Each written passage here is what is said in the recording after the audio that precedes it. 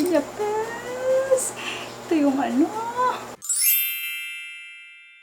Hi guys, Cykaniki here. Welcome back to this channel. So, by the way guys, if you're a returning subscriber, thank you so much for being here. And if you're new, please don't forget to like, share, and subscribe. So today guys, we're going to try on a local products. Sorry, my face is bare because I'm going to try it with you, of course. I do have here, ta-da! It's GT Cosmetics. I do have here pressed powder, superior cover daw. Tapos, dalawang lipstick. Oh, yan. Dalawang lipstick in a color of Diva and Girl Next Door. Eyeliner. Liquid eyeliner. And eyeliner. My nails. Charot. Ultra Precise Liquid Liner. Yung press powder is GT Press Powder Light Beige. So, if katulad ko kayo nag-gore na, alam na, usually ginagamit to, lalagyan ng water yung sponge para mag-full yung coverage, usually sa mga pressed powders. But then today, gagamitin natin siya. Oh, maganda yung packaging niya guys ha. Black, and black. And ganito siya. If i-open natin, aray, meron siyang cover. Yan, aray. So, pag open niya, ito, and then, yan, wala. Ganito siya. And, ito, and then, pag ganun niya, pop, may sponge. Okay, so today, gagamitin lang natin to, parang isipin na lang natin na everyday makeup look. Huwag na yung glam. Okay. Guys, naglagay ako ng primer and moisturizer na rin para naman tatalab yung makeup sa ating haggard na face. Pasensya na if maingay kasi hindi pa tapos ang ating filming room. Ganyan. Tingnan natin, beige siya. So, kailangan talagang diretso. Pag everyday kasi guys, wala bango niya. Oh, fresh ang dating. Parang pag gusto nyo pang night to guys at pang rampa, suggest ko sa inyo na basain nyo yung sponge. Pero kung pang everyday, punta kayo sa office, punta kayo sa mga mga daily lang, yung pang morning event, ganun. Pwede naman diretso na lang. Pag nagmamadali na kayo, pwede rin to. Mabango siya, in fairness. Hindi nakakaumay yung bango niya. Bagay sa skin tone ko, hindi halata. Haggard. Salamat pala Miss Bay at Sir Robbie for this. Binigay to ng one of my friend. Naku, grabe. Thank you so much. So, masasabi ko lang sa kanya guys, pang everyday siya. Maganda din to. I believe full coverage to if lalagyan nyo ng water, but hindi natin gagawin yan kasi na tayo nakapaglagay na tayo. So far, light lang yung coverage sa face ko, but as you can see, super kinis na ng face ko at super fresh, parang naligo, hindi naman.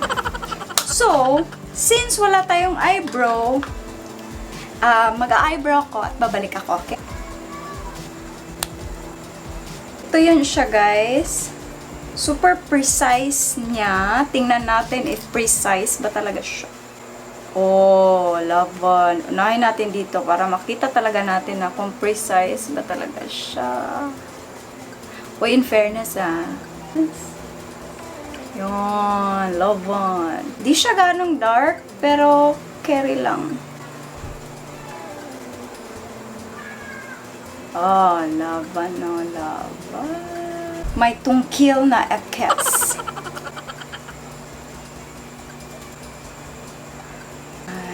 Can you see the difference? Char. Yun na. Ito na yan, guys. Hindi siya parang glowy na type. Ano lang siya, parang matte yung finish niya. Hindi siya glossy, which is a good thing. Kasi yung glossy kasi para siyang fake. Pero ito, parang natural lang siya tingnan. Although meron akong tungkil, but don't mind my tungkil, okay? So, ito siya. Unfortunately, wala tayong GT Cosmetics na mascara. So, magpo-proceed tayo sa ating, okay na yan pang everyday. Pasok na yan sa, banga. So, we're going to try right now this one. yung mga lipstick nila. First, siguro kasi gusto ko yung mga nude-nude something. Let's go for the nudes. Ay, swatch muna tayo, guys. Parati ko nakakalimutan yung swatch. No, tiguang ga. Tiguang na best. Ooh. That's the girl next door. I think I will love it because alam niyo naman. Ito parang orangey na diva. Oh, red-orange. Girl next door tayo para naman ano. Pero itra-try natin yung isa.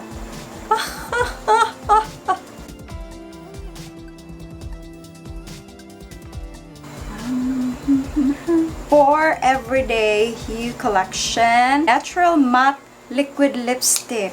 It takes a minute to dry. Hindi siya tacky. O, hindi siya nagdidikit sa lips pag ganun mo. The only thing lang, honestly, yung color pigmentation niya. So, as you can see dito, super ganda ng color. Pero dito, para bang hindi even yung color. But then, bigyan natin ng chance. Maganda naman siya kasi hindi siya sticky, hindi siya tacky.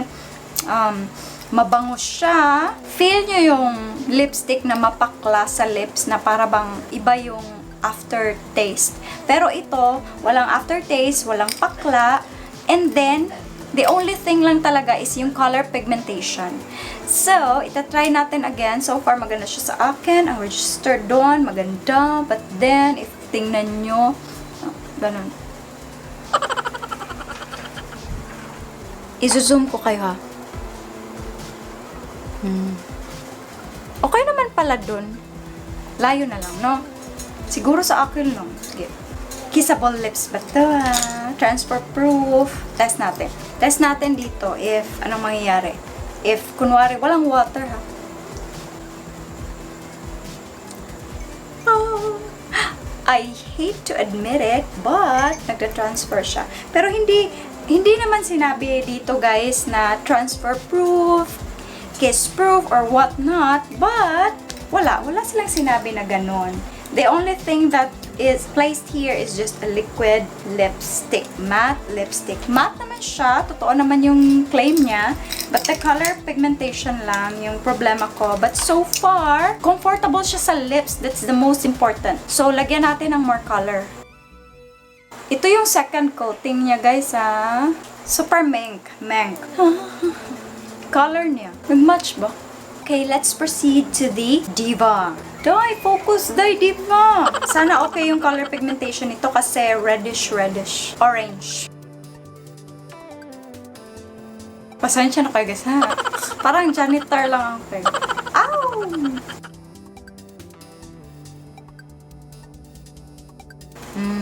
Tingnan nyo dito, guys. Love nyo talaga yung gilid ng aking lips. Kabaga sa mga lips din. Tanawa din. Hala, uy, di ba?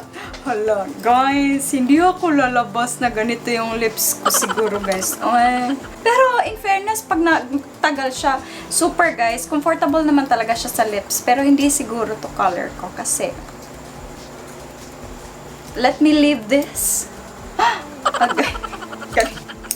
Bakit? Sige, try natin na gawin natin blush on na. Gawin natin yung isa na. Para tuloy akong nakakabahan para magpa-patch to dito. Diyos ko. Ay, ito na pala, guys, yung Diva. Super Diva talaga yung color. Super shocking. Lagay na natin dito. Ang dami niya, guys. Ito yung ano. Ay, madali. Hala, love it as a blush. Discovery. Hala.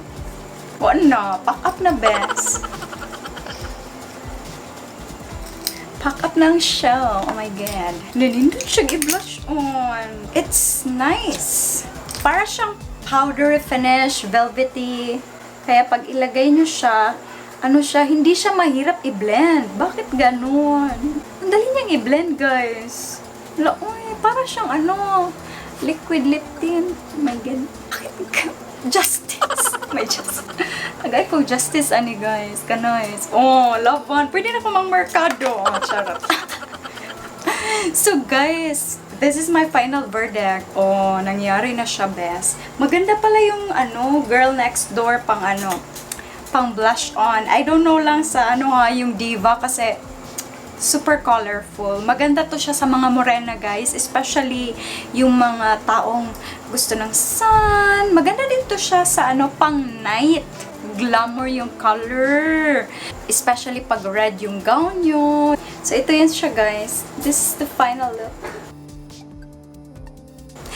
So that's it, guys. I hope you enjoyed the video, and then I hope you're going to like, share, and subscribe, and share this to your friends who loves to support local products, locally made products. And by the way, guys, thank you so much for GT Cosmetics, and thank you Sir Roby, and thank you Miss Bay. I'm going to place her link on the description box, and as well the link of GT Cosmetics on their Facebook page. So thank you so much for watching. Sarang he. Bye bye for now. See you soon in my next video.